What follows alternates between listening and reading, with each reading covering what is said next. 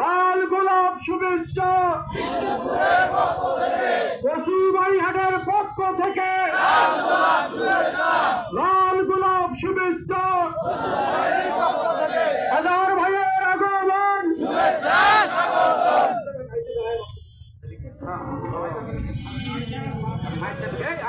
মোহাম্মদ ভাই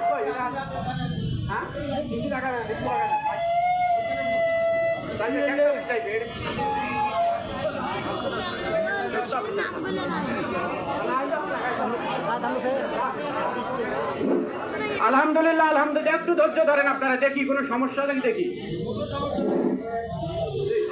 না না না না অবশ্যই অবশ্যই অবশ্যই অবশ্যই আলহামদুলিল্লাহ, উনি এসেছেন, ইনশাআল্লাহ আসবেন, ইনশাআল্লাহ ধৈর্য ধরেন আপনারা একটু।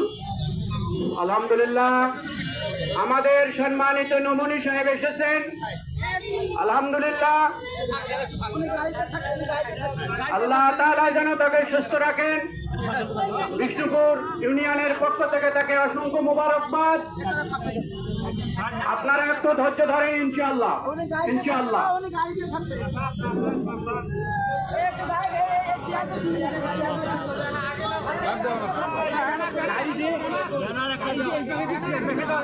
আলহামদুলিল্লাহ, দেখি যেটা সিদ্ধান্ত হবে হবে ইনশাআল্লাহ। দেখি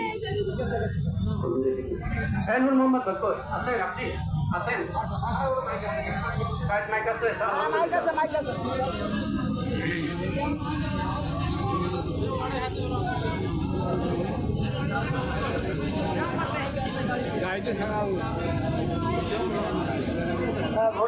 ঘটনা দিলে ভাইকে সাথে থেকে বক্তব্য দেবে।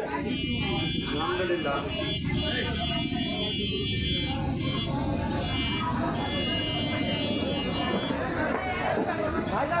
বন্ধ করেন আপনি।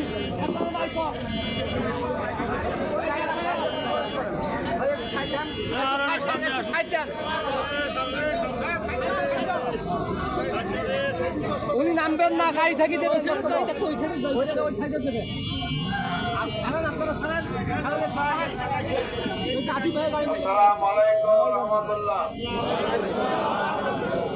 আপনারা সবাই ভালো আছেন?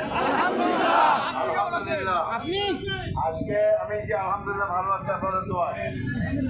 আজকে 22 তারিখ জানুয়ারি মাসে, আগামী 10 তারিখ পর্যন্ত আমাদের প্রচারণা চলবে ইনশাআল্লাহ। 12 তারিখ কি হবে? ভোট হবে না? 12 তারিখ ভোট হবে। এই ভোটে 2টা ভোট দিতে হবে। একটা দাঁড়িপাল্লা মার্কায় দিতে হবে যদি দাঁড়িপাল্লা মার্কা ভোট দিতে চান, আর একটা ভোট দিতে হবে হাতে টিক চিহ্ন দিতে হবে।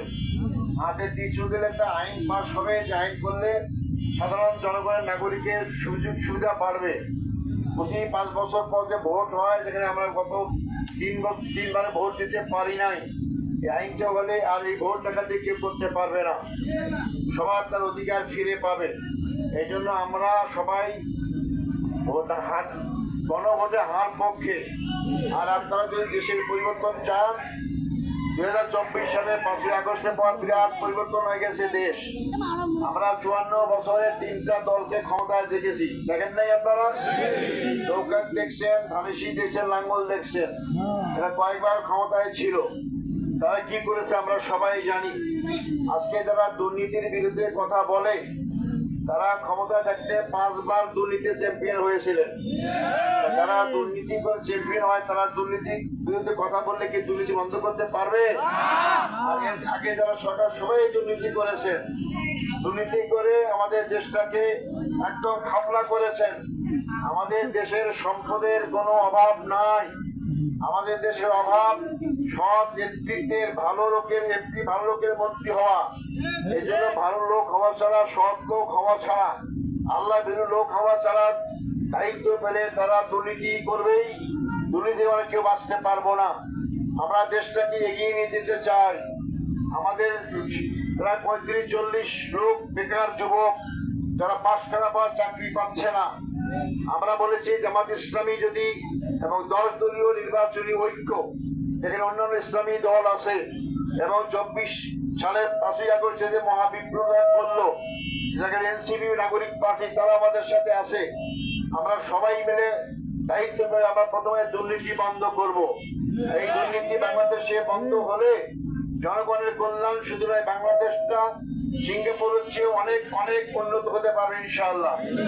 আমাদের দেশের গরিব ছেলেরা লেখাপড়া করার পর চাকরি নিয়ে পেয়ে গরিব পিতার জমি বিক্রি করে বিদেশে যায় একটু ভালো থাকার জন্য, কিন্তু অনেকে বিদেশে গিয়েও তাই দিকে মারা যায় নৌকা ডুবিতে।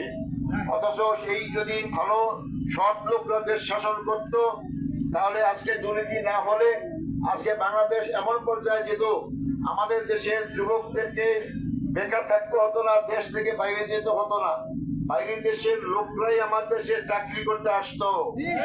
আজকে আমরা সেই দিকে নাই। এই জন্য নতুন দেশে নতুন নেতৃত্ব আপনারা খুঁজে বের করেন। পুরাতন দল দেখা শেষ, এবার বাংলাদেশ আমাদের সেই বাংলাদেশ ইনশাআল্লাহ। আপনারা সবাই সেই জন্য কাজ করবেন। এখন থেকে আপনারা সারা দিন প্রচারণা চালাবেন। আপনারা যারা হাজার হাজার উপস্থিত হয়েছেন, তার বাইরে মা বোন যারা আছেন, যারা ভাই আছেন, তাদেরকে সবার কাছে দাওয়াত পৌঁছাবেন, আমার সালাম পৌঁছাবেন। এবং বিশেষ করে বলতে চাই, 12 তারিখ ভোটের দিন কেউ যেন ভোট বাক্স দখল করতে না চিন্তা করে।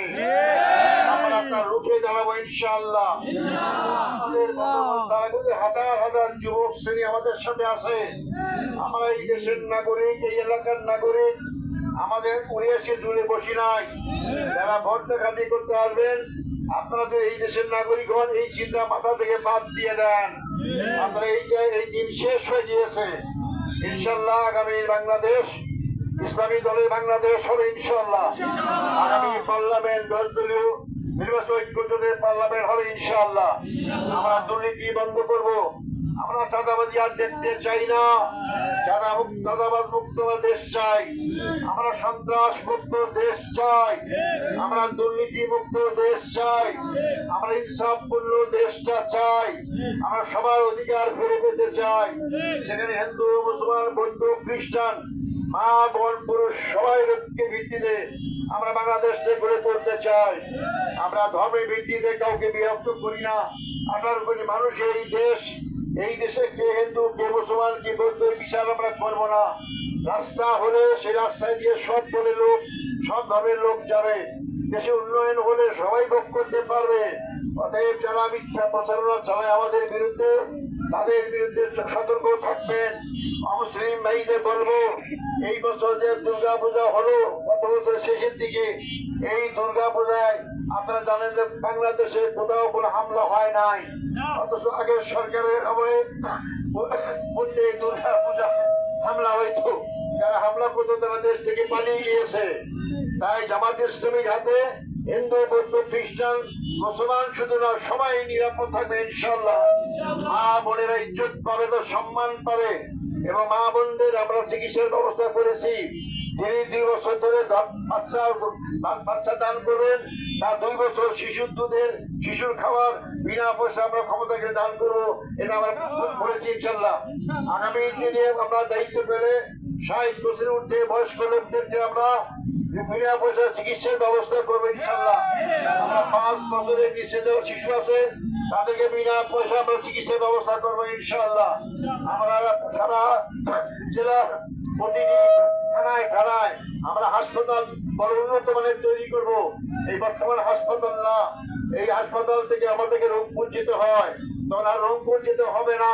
ভারতে গিয়ে চিকিৎসা করতে হবে না, বাংলাদেশে চিকিৎসার ব্যবস্থা হবে ইনশাআল্লাহ। ভাই বন্ধুগণ, তাই আপনারা মিছিল করেছেন, আপনারা এখন যাবেন, আমি অন্য জায়গায় যাব। আপনারা সবার দাঁড়ে দাঁড়ে বলবেন। এই মিছিল করে কিন্তু ক্ষান্ত হবেন না, ক্ষান্ত হবেন না। 12 তারিখ ফলাফল নিজের ঘরে তুলে আনার আগ পর্যন্ত আমাদের বিশ্রাম নাই। আমরা অবিরাম কাজ করতে হবে ইনশাআল্লাহ।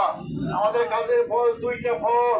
আমরা যদি দায়িত্ব পেতে পারি, বাংলাদেশের জনগণ সব পাবে, তার জন্য দোয়া পাবো আমরা। আর দ্বিতীয় ফল হচ্ছে আল্লাহর জন্য কাজ করার কারণে আল্লাহ আমাকে জাহান্নামের আগুন থেকে বাঁচিয়ে জান্নাতের ভেতর ফল আমরা পাবো ইনশাআল্লাহ। আসুন আমরা সেই দিকে এগিয়ে যাই।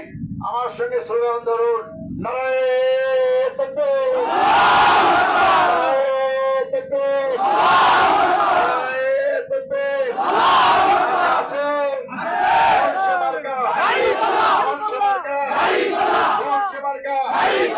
কদিন পরে স্লোগান দিলাম, বিগত 16 বছরের নাগাদ স্লোগান দিতে পারি না, সামনে স্লোগান কেউ বন্ধ করতে পারবে না, আল্লাহর নাম উচ্চারণ করতে কেউ বন্ধ করতে পারবে না। আসুন আমি আপনাদের কাছ থেকে বিদায় নিতে চাই, দোয়া করবেন। আমি আবার অনুরোধ করব, 12 তারিখ পর্যন্ত কোনো বিশ্রাম নেবে না, ফসল ঘরে তুলে তারপরে বিশ্রাম করবেন। যদি ফলাফল ভালো পাই তাও বিশ্রাম করা যাবে না, কারণ তখন জনগণের খেদমতে লেগে যেতে হবে। ঠিক আছে? আসসালামু আলাইকুম রহমতুল্লাহ।